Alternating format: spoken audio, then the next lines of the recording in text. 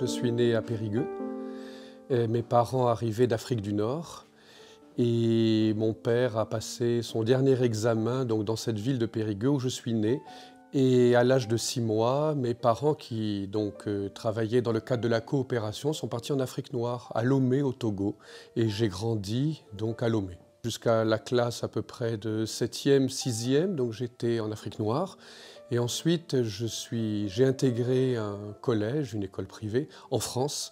Et donc, je continue à rester en famille en Afrique en faisant des allers-retours entre l'école et le Togo. Mes parents étaient religieux, enfin en tout cas croyants, on allait à la messe le dimanche, et donc je suivais le mouvement, j'étais catéchisé, j'ai fait ma première communion, confirmation en Afrique, voilà, à Lomé. Le collège et lycée en France, mon bac en France, un bac scientifique. Et puis ensuite, j'ai intégré la faculté de psychologie, où j'ai continué mes études. En parallèle, je faisais de la philosophie dans la même université. Et de là, j'ai intégré l'Institut catholique de Toulouse, où j'ai vraiment approfondi mes études en philosophie. Et après, quand j'ai atteint le niveau aujourd'hui de pré-master, donc j'ai réintégrer l'université d'État pour un DEA et le doctorat qui suit. Voilà. La question religieuse s'est posée comme une question, je dirais, assez naturelle. D'abord, enfant, je jouais à dire la messe, donc c'est quelque chose que j'avais très présent déjà. Mais bon, j'ai quitté complètement toute idée de religion, de foi pendant quelques années. Et puis, j'étais attiré par le fait d'être prêtre, donc à travers l'université, l'Institut catholique, je me suis rapproché. J'ai donc je suis rentré au séminaire pour être prêtre diocésain.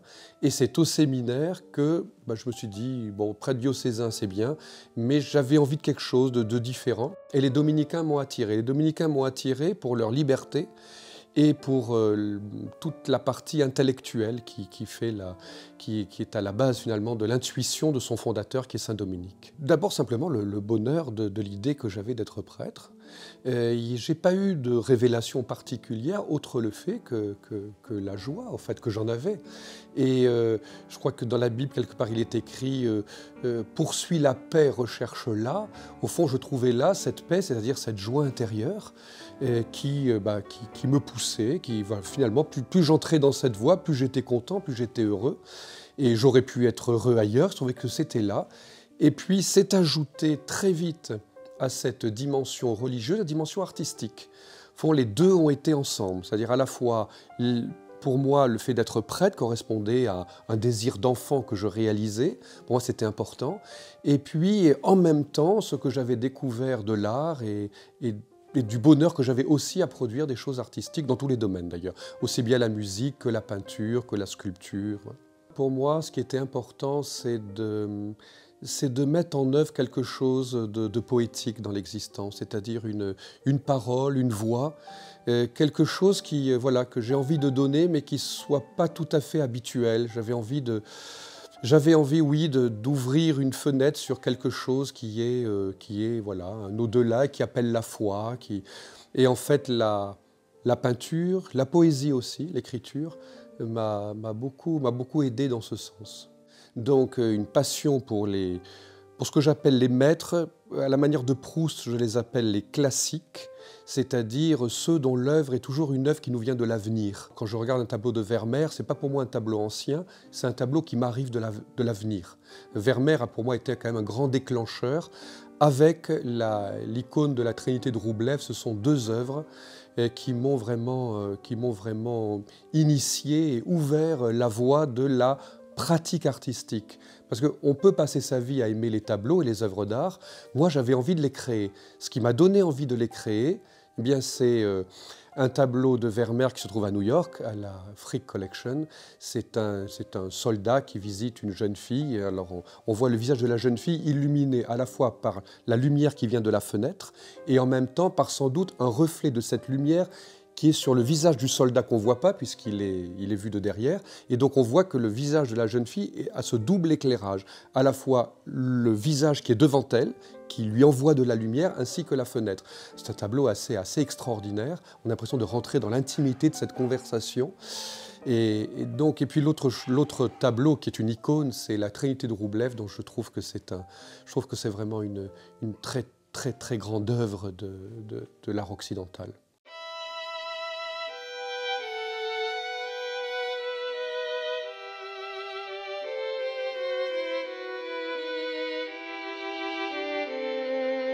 Alors la littérature, alors j'ai dévoré la littérature, alors très très jeune. J'aimais beaucoup le roman et la poésie, et j'apprenais par cœur ça, des poèmes, j'aimais les réciter, ce que j'aime toujours faire d'ailleurs. Je trouve qu'un poème, ça doit être récité, en fait. C'est comme une musique, et la voix est à ce moment-là un instrument de musique qui demande à être travaillé. On doit travailler un poème comme on travaille un morceau de musique. Et donc j'ai aimé oui, toute cette partie littéraire, et j'écris toujours de la poésie.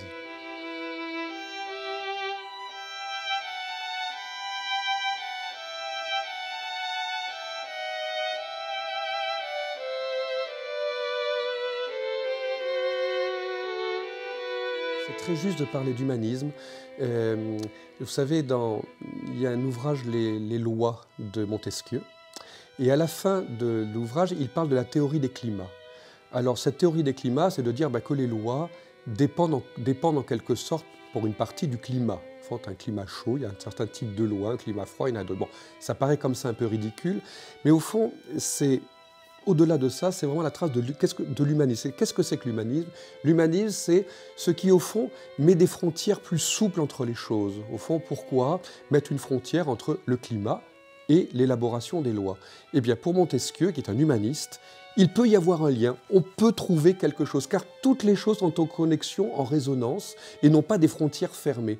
Et c'est comme ça que je le vis, pour moi, ma pratique religieuse, mon engagement spirituel, ma pratique de l'art sous différentes formes, la psychanalyse que j'ai faite, tout cela allait au fond dans le même mouvement d'un ensemble de choses qui a priori peuvent être un peu disparates, mais qui en même temps ne sont pas si hétérogènes les unes aux autres que ça. Et donc moi, ce que j'y trouvais au fond, c'est une très grande unité. Et plus j'allais dans divers domaines, plus je trouvais cette unité.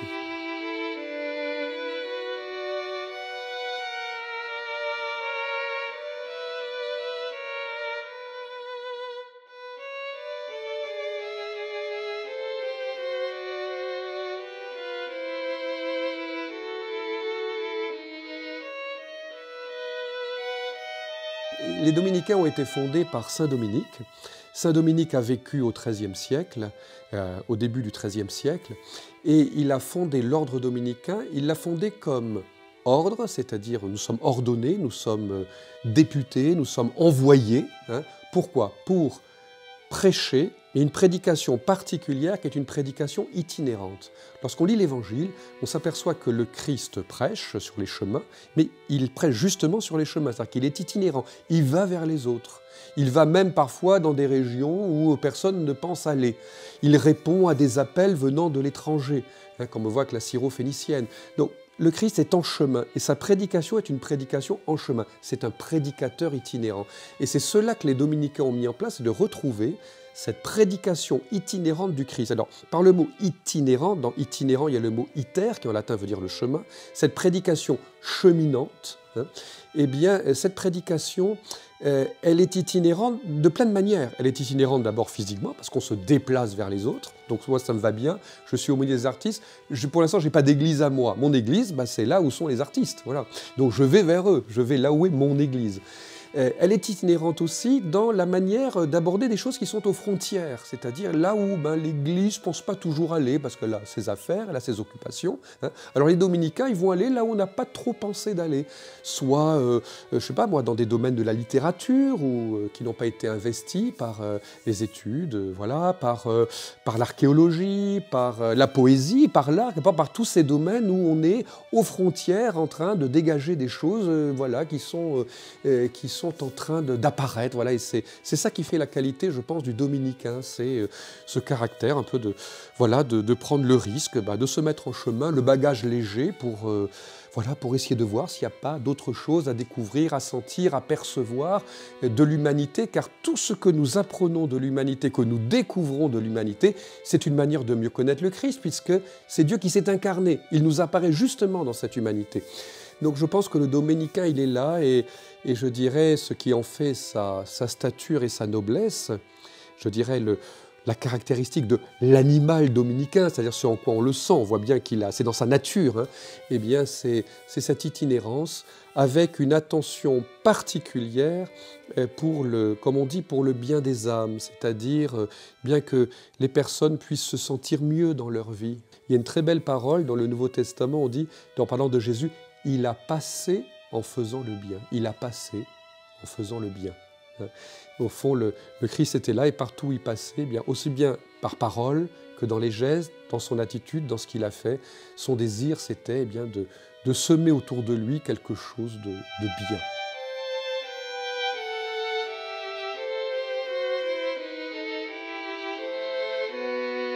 L'aumônier, qu'est-ce que c'est? C'est un curé dont la paroisse, ce sont les artistes, tous les artistes quels qu'ils soient.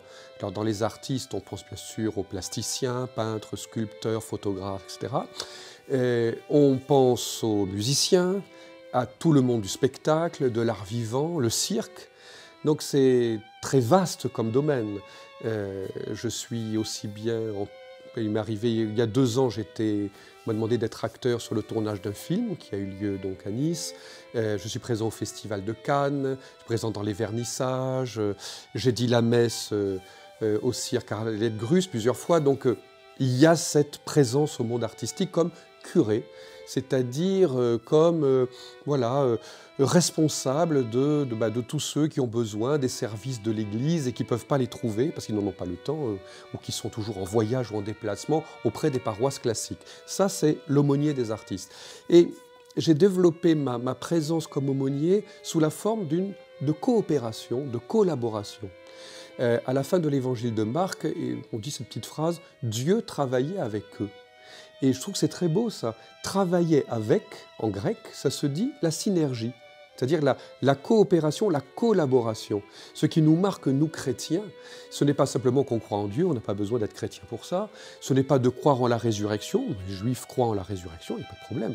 Donc ce qui nous fait chrétiens, c'est le Christ, et c'est ce qu'il propose, son appel à coopérer, à travailler ensemble, avec lui et avec les autres, à l'établissement de ce royaume d'amour, de paix. Donc c'est cela qui me plaît, c'est-à-dire d'aller vers les artistes, leur dire voilà, qu'est-ce qu'on peut faire ensemble? Cette aumônerie des artistes n'a de sens qu'avec toutes ces coopérations, ces collaborations que nous avons les uns avec les autres. Et l'Église, comme dit le Christ dans l'Évangile, « Je suis venu pour la vie ». Je suis venu pour la vie. Et je trouve que dès qu'il y a de la vie, dès qu'il y a de l'humanité, dès qu'il y a le désir de faire ensemble des choses, de faire grandir des choses, voilà, je trouve que c'est magnifique et on ne serait qu'une poignée de chrétiens dans le monde que nous continuerons à accomplir notre vocation qui est celle-là.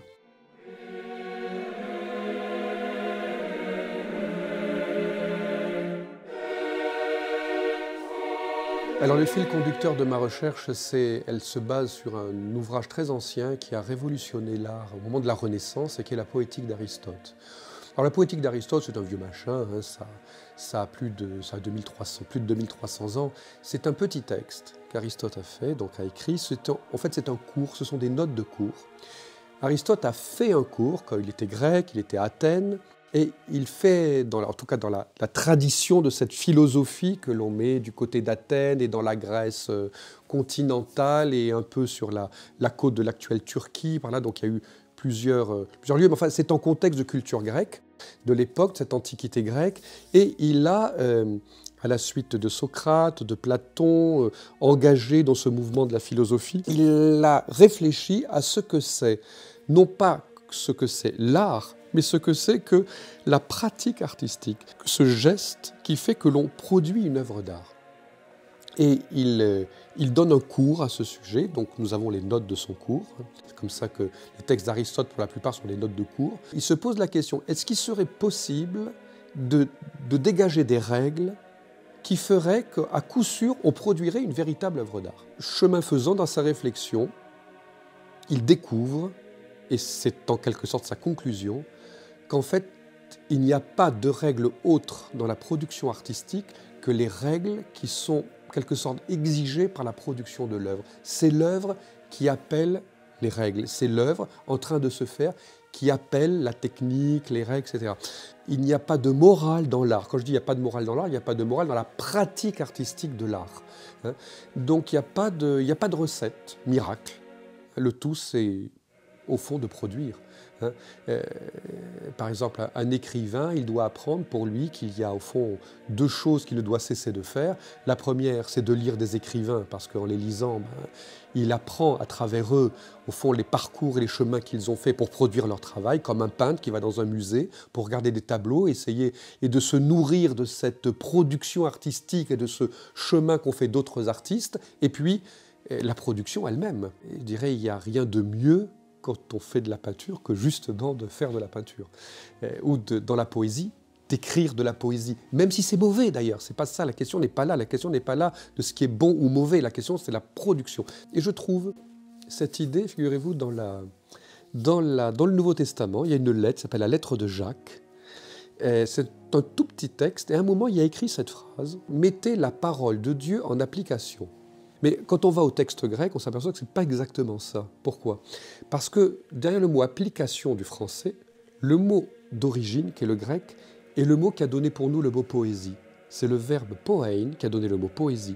Donc il faudrait dire « soyez les créateurs, les inventeurs de la parole de Dieu. Soyez les poètes du verbe de Dieu. Soyez les poètes du verbe. » Autrement dit, c'est pas tout d'être religieux et puis de mettre dans sa vie la religion avec ses règles, etc. Mais bon, ça sert à quoi? Ça fait pas une humanité. Hein.